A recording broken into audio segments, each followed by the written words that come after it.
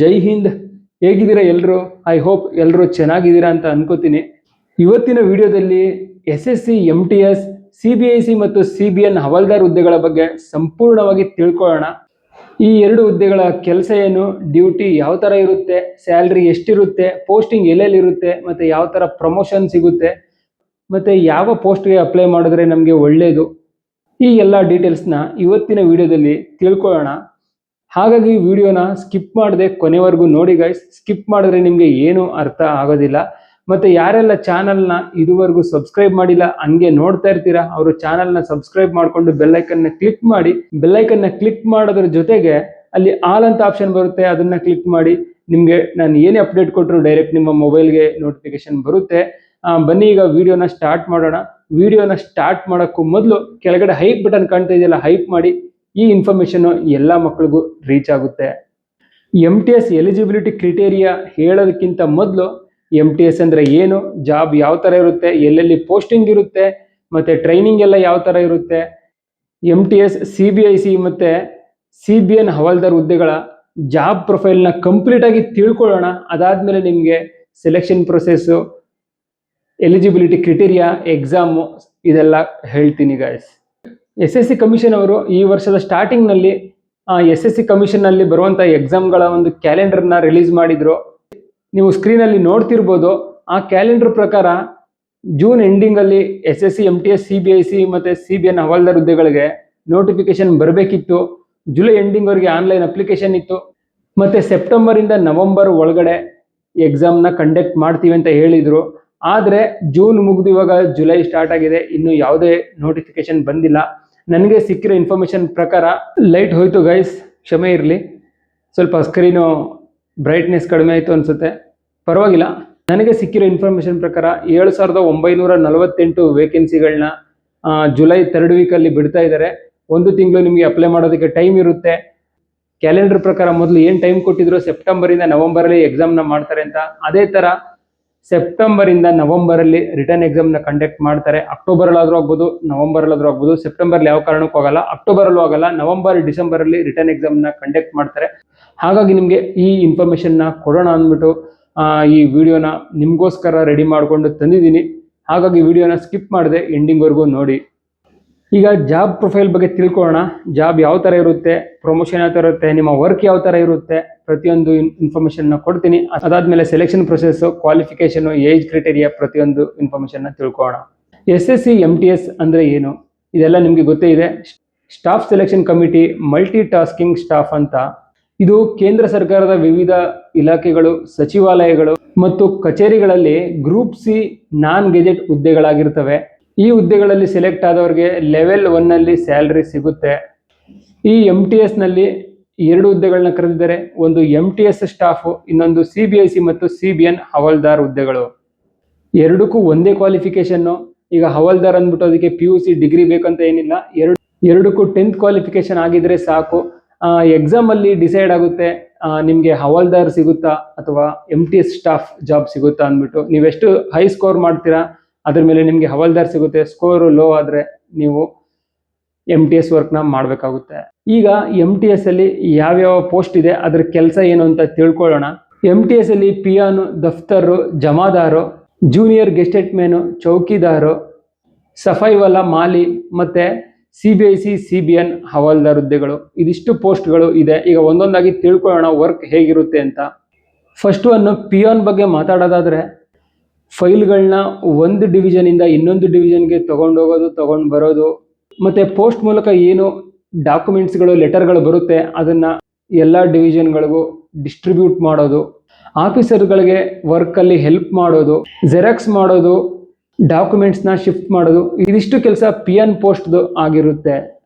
Next ದಫ್ತರ್ ಕೆಲಸ ಏನಪ್ಪ ಅಂತಂದರೆ, ಹಳೆ ಫೈಲ್ ಇರುತ್ತೆ, ಹೊಸ ಫೈಲ್ ಇರುತ್ತೆ, ಅದನ್ನೆಲ್ಲ ಸರಿಯಾಗಿ ನಿರ್ವಹಣೆ ಮಾಡಿ ಇಡೋದು, ರೆಕಾರ್ಡ್ಸ್ಗಳನ್ನ ಸೇಫ್ಟಿಯಾಗಿ ಇಡೋದು, ಮತ್ತು ರೆಕಾರ್ಡ್ ರೂಮ್ಗಳನ್ನ ನೀಟ್ ಆ್ಯಂಡ್ ಕ್ಲೀನಾಗಿ ಮೇಂಟೈನ್ ಮಾಡೋದು, ಆಫೀಸರ್ಗಳಿಗೆ ಕೆಲಸದಲ್ಲಿ ಹೆಲ್ಪ್ ಮಾಡೋದು, ಇದಿಷ್ಟು ದಫ್ತರ್ದು ಮೇನ್ ಕೆಲಸ ಆಗಿರುತ್ತೆ. ನೆಕ್ಸ್ಟು ಜಮಾದಾರು. MTS ಸಿಬ್ಬಂದಿಯ ಕೆಲಸದ ಮೇಲ್ವಿಚಾರಣೆನ ಈ ಜಮಾದಾರ್ ಮಾಡ್ತಾರೆ. ಇವ್ರ ಅಂಡರಲ್ಲಿ ಅವರಿಬ್ರು ವರ್ಕ್ ಮಾಡ್ತಾರೆ.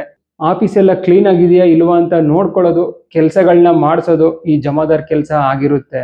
ನೆಕ್ಸ್ಟು ಜೂನಿಯರ್ ಗೆಸ್ಟೆಟ್ ಮ್ಯಾನ್. ಇವ್ರ ಕೆಲಸ ಪ್ರಿಂಟ್ ತೆಗೆಯೋದು, ಜೆರಾಕ್ಸ್ ಮಾಡೋದು, ಪ್ರಿಂಟ್ಔಟ್ ಮಿಷಿನ್ಗಳನ್ನ ಮೇಂಟೈನ್ ಮಾಡೋದು, ಏನೇ ಪ್ರಿಂಟೆಡ್ ರಿಲೇಟೆಡ್ ವರ್ಕ್ ಇದ್ರು ಈ ಗೆಸ್ಟೆಟ್ ಮ್ಯಾನ್ ಮಾಡ್ತಾರೆ. ನೆಕ್ಸ್ಟ್ ಚೌಕಿದಾರ್ ಅಂದರೆ ನಿಮಗೆಲ್ಲ ಗೊತ್ತೇ ಇದೆ, ಸೆಕ್ಯೂರಿಟಿ ಮ್ಯಾನ್ ಅಂತ, ಸೆಕ್ಯೂರಿಟಿ ಗಾರ್ಡ್ ಅಂತಲೂ ಹೇಳ್ತೀವಿ.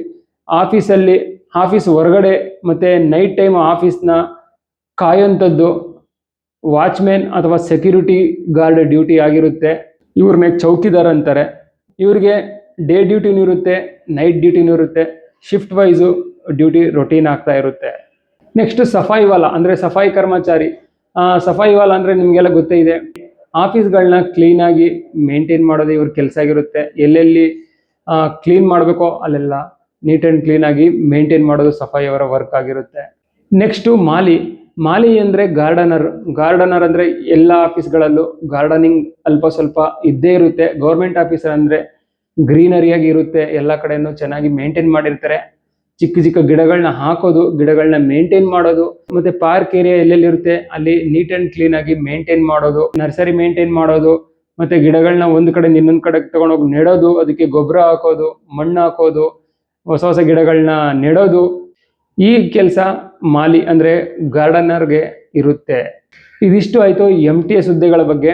ಈಗ CBIC CBN ಹವಾಲ್ದಾರ್ ಹುದ್ದೆಗಳ ಬಗ್ಗೆ ಮಾತಾಡೋಣ. ಈ ಎರಡು ಪೋಸ್ಟಲ್ಲಿ ನಿಮಗೆ ರಿಟರ್ನ್ ಎಕ್ಸಾಮಲ್ಲಿ ಜಾಸ್ತಿ ಮಾರ್ಕ್ಸ್ನ ತಗೊಂಡ್ರೆ ಹವಾಲ್ದಾರ್ ಸಿಗುತ್ತೆ, ಮಾರ್ಕ್ಸ್ ಕಡಿಮೆ ತಗೊಂಡ್ರೆ ನಿಮಗೆ MTSಗೆ ಹೋಗ್ಬೇಕಾಗುತ್ತೆ. ಫಾರ್ ಎಕ್ಸಾಂಪಲ್, ನೀವು MTS ಅಲ್ಲಿ ಪಿಯೋನ್ಗೂ ಅಪ್ಲೈ ಮಾಡಿರ್ತೀರಾ, ಮತ್ತೆ CBIC CBN ಹವಾಲ್ದಾರ್ಗೂ ಅಪ್ಲೈ ಮಾಡಿರ್ತೀರಾ ಅನ್ಕೊಳ್ಳಿ. ನಿಮ್ಮ ಸ್ಕೋರು ಕಟ್ ಆಫ್ ಗಿಂತ ಜಾಸ್ತಿ ಇತ್ತು ಅಂತ ಅನ್ಕೊಳ್ಳಿ, ಅವಾಗ ನಿಮಗೆ CBIC ಹುದ್ದೆನೂ ಸಿಗುತ್ತೆ, MTS ಸಿಗುತ್ತೆ. ಅವಾಗ ನೀವು ಆಪ್ಷನ್ ತಗೊಂಡು CBIC ಹವಾಲ್ದಾರ್ಗೂ ಹೋಗಬಹುದು. ಆದರೆ ಸ್ಕೋರ್ ಕಡಿಮೆ ಆದರೆ MTS ಸೆಲೆಕ್ಟ್ ಮಾಡ್ಕೋಬೇಕಾಗುತ್ತೆ. MTSಗೆ ಯಾವುದೇ ಫಿಸಿಕಲ್ ಇರೋದಿಲ್ಲ, ಓನ್ಲಿ ರಿಟರ್ನ್ ಎಕ್ಸಾಮ್ ಬೇಸ್ ಮೇಲೆ ಸೆಲೆಕ್ಟ್ನ ಮಾಡ್ತಾರೆ. ಆದರೆ CBIC CBN ಹವಾಲ್ದಾರ್ ಹುದ್ದೆಗಳಿಗೆ ಫಿಸಿಕಲ್ ಇರುತ್ತೆ. ಮುಂದೆ ಹೋಗ್ತಾ ಹೇಳ್ತೀನಿ ಎಷ್ಟು ಹೈಟ್ ಇರಬೇಕು, ಎಷ್ಟು ರನ್ನಿಂಗ್ ಎಲ್ಲ ಇರುತ್ತೆ ಅಂತ. ಈಗ ಒಂದೊಂದಾಗಿ ಇವ್ರ ಬಗ್ಗೆ ತಿಳ್ಕೊಂಡು ಹೋಗ್ತಾ ಇರೋಣ.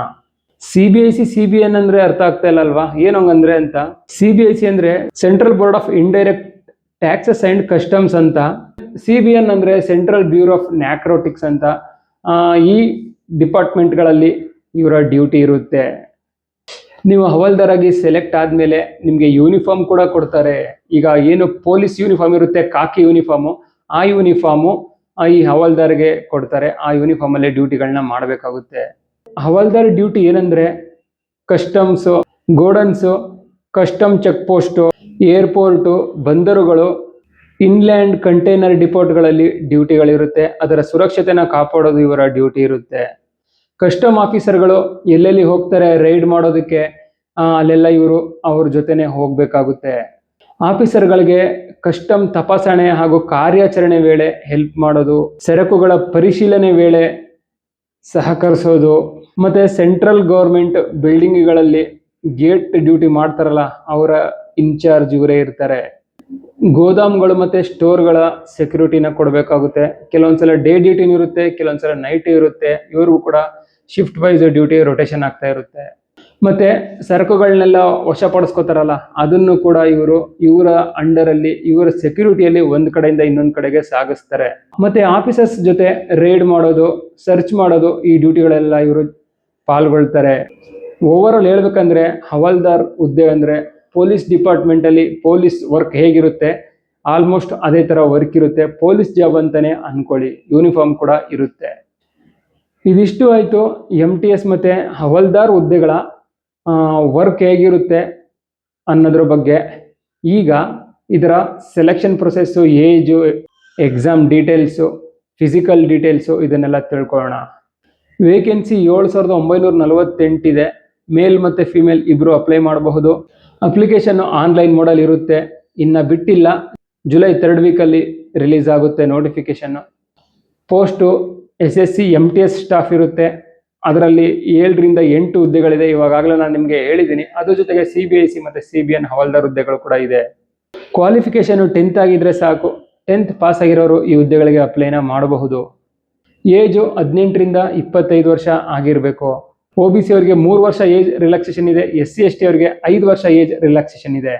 Application fees general OBC EWS ಅವರಿಗೆ 100 ರೂಪಾಯಿ ಇರುತ್ತೆ. SC ST ಅವರಿಗೆ ಯಾವುದೇ ಅಪ್ಲಿಕೇಶನ್ ಫೀಸ್ ಇರೋದಿಲ್ಲ, ಫ್ರೀ ಆಫ್ ಕಾಸ್ಟ್ ಅಪ್ಲೈನ ಮಾಡಬಹುದು. ಸೆಲೆಕ್ಷನ್ ಪ್ರೊಸೆಸ್ ಬಗ್ಗೆ ಮಾತಾಡೋದಾದ್ರೆ CBE ಇರುತ್ತೆ, ಕಂಪ್ಯೂಟರ್ ಬೇಸ್ಡ್ ಎಕ್ಸಾಮಿನೇಷನ್ನು, ಅದಾದಮೇಲೆ ಫಿಸಿಕಲ್ಲು, ಮೆಡಿಕಲ್ಲು ಮತ್ತು ಡಾಕ್ಯುಮೆಂಟ್ ವೆರಿಫಿಕೇಷನ್ನು, ಫೈನಲ್ ಮೆರಿಟ್ ಇರುತ್ತೆ. ಇದರಲ್ಲಿ MTS ಹುದ್ದೆಗಳಿಗೆ ಫಿಸಿಕಲ್ ಇರೋದಿಲ್ಲ. CBE ಆದಮೇಲೆ ಡೈರೆಕ್ಟ್ ಮೆಡಿಕಲ್ನ ಮಾಡಿ ಫೈನಲ್ ಮೆರಿಟ್ನ ಬಿಡ್ತಾರೆ. ಹವಾಲ್ದಾರ್ ಹುದ್ದೆಗಳಿಗೆ ಮಾತ್ರ CBE ಆದಮೇಲೆ ಫಿಸಿಕಲ್ ಇರುತ್ತೆ, ಫಿಸಿಕಲ್ ಆದಮೇಲೆ DME ಮಾಡ್ತಾರೆ.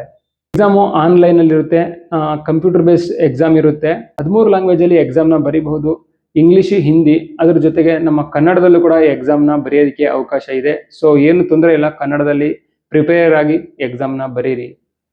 ಸ್ಯಾಲ್ರಿ 18 ರಿಂದ 22 ಸಾವಿರ ಇರುತ್ತೆ. ಅದ್ರ ಜೊತೆಗೆ ಎಕ್ಸ್ಟ್ರಾ ಅಲೌನ್ಸಸ್ ಎಲ್ಲ ಇರುತ್ತೆ. ನಿಮ್ಮ ಡ್ಯೂಟಿ ಯಾವ ಸಿಟಿಯಲ್ಲಿ ಇರುತ್ತೆ, ಸಿಟಿ ಮೇಲೆ ಡಿಪೆಂಡ್ ಆಗುತ್ತೆ.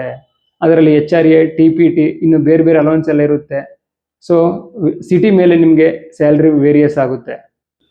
ಎಕ್ಸಾಮ್ ಡೇಟು ಅಕ್ಟೋಬರಿಂದ ನವಂಬರು. ಯಾಕೆಂದರೆ ಜೂನಲ್ಲಿ ಬಿಟ್ಟಿದ್ರೆ ಸೆಪ್ಟೆಂಬರ್, ಅಕ್ಟೋಬರಲ್ಲಿ ಆಗೋದು. ಈ ನೋಟಿಫಿಕೇಶನ್ ಇನ್ನೂ ಬಿಟ್ಟಿಲ್ಲ, ಜುಲೈಯಲ್ಲಿ ಬಿಡ್ತಾರೆ. ಸೊ ನಿಮಗೆ ನವಂಬರಲ್ಲಿ 100% ಎಕ್ಸಾಮ್ ಆಗುತ್ತೆ ಗೈಸ್. ಸೊ ಪ್ರಿಪೇರ್ ಆಗಿ ಇವಾಗಲಿಂದನೇ.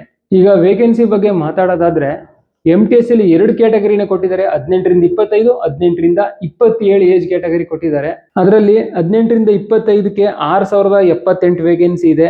ಜನರಲ್ ಅವ್ರಿಗೆ 2859 ವೇಕೆನ್ಸಿ, EWS ಅವ್ರಿಗೆ 596 vacancy, OBC 1486 vacancy, SC 665 vacancy ಮತ್ತು ST 472 ವೇಕೆನ್ಸಿನ ಬಿಟ್ಟಿದ್ದಾರೆ. ಅದೇ MTS 18 ರಿಂದ 27, ಯಾರಿಗೆಲ್ಲ 18 ರಿಂದ 27 ಏಜ್ ಆಗಿದೆ ಅವರು ಕೂಡ ಅಪ್ಲೈ ಮಾಡಬಹುದು. ಅವ್ರಿಗೆ 732 ವೇಕೆನ್ಸಿ ಇದೆ. General 323, EWS 89, OBC 215, SC 56, ST 49. Next ಹವಾಲ್ದಾರ್ ಹುದ್ದೆಗಳಿಗೆ 1138 ವೇಕೆನ್ಸಿ ಬಿಟ್ಟಿದ್ದಾರೆ. ಅದರಲ್ಲಿ general 497, EWS 131, OBC 272, SC 138, ST 100 ವೇಕೆನ್ಸಿನ ಬಿಟ್ಟಿದ್ದಾರೆ. ಟೋಟಲ್ಲು ಓವರಾಲು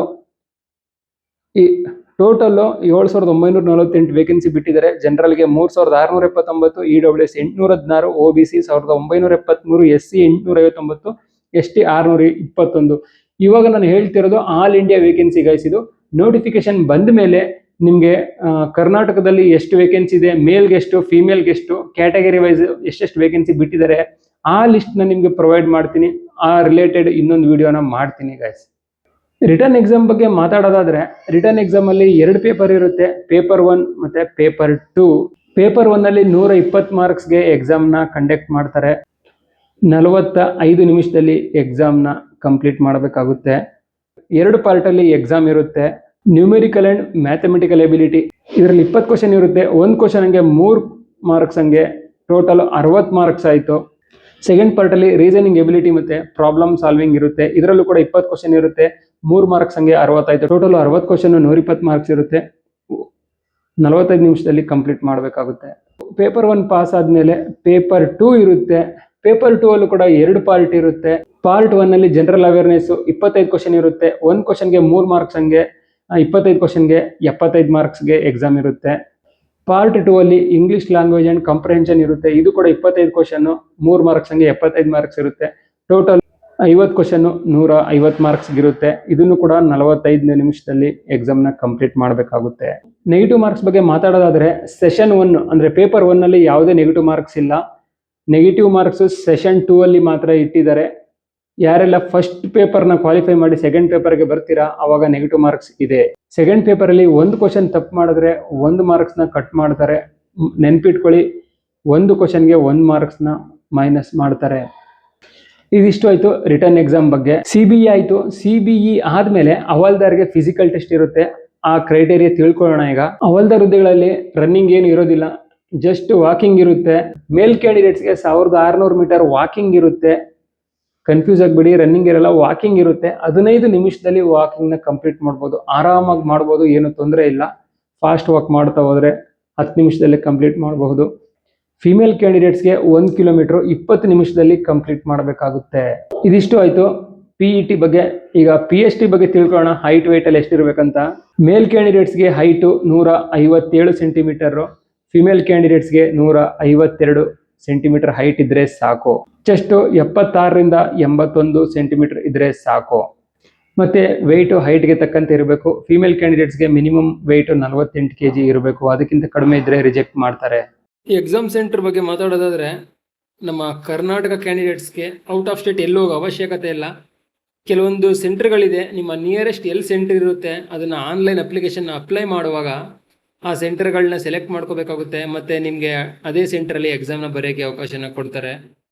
ನೋಡಿ, ಇಲ್ಲಿ ಕೆಲವೊಂದು ಸೆಂಟರ್ಗಳಿದೆ ನೋಡೋಣ. ಈಗ ಬೆಳಗಾವಿ, ಬೆಂಗಳೂರು, ಹುಬ್ಬಳ್ಳಿ, ಕಲಬುರಗಿ, ಮಂಗಳೂರು, ಮೈಸೂರು, ಶಿವಮೊಗ್ಗ ಮತ್ತು ಉಡುಪಿ. 1 2 3 4 5 6 7 8 ಟೋಟಲ್ಲು 8 ಸೆಂಟರ್ ಇರುತ್ತೆ. ನಿಮ್ಮ ಡಿಸ್ಟಿಕ್ಕಿಗೆ ಯಾವ ಎಕ್ಸಾಮ್ ಸೆಂಟರ್ ನಿಯರ್ ಆಗುತ್ತೆ ಅಲ್ಲಿ ಹೋಗ್ಬಿಟ್ಟು ನೀವು ಎಕ್ಸಾಮ್ನ ಬರಿಬಹುದು ಗೈಸ್. ಇದು ಒಳ್ಳೆಯದೇನೆ. ನಮ್ಮ ಕರ್ನಾಟಕದವರು ಕರ್ನಾಟಕದಲ್ಲೇ ಎಕ್ಸಾಮ್ ಬರಿಬಹುದು, ಬೇರೆ ಸ್ಟೇಟ್ಗೆ ಹೋಗಿ ಸುತ್ತಾಡೋ ಅವಶ್ಯಕತೆ ಇರೋದಿಲ್ಲ.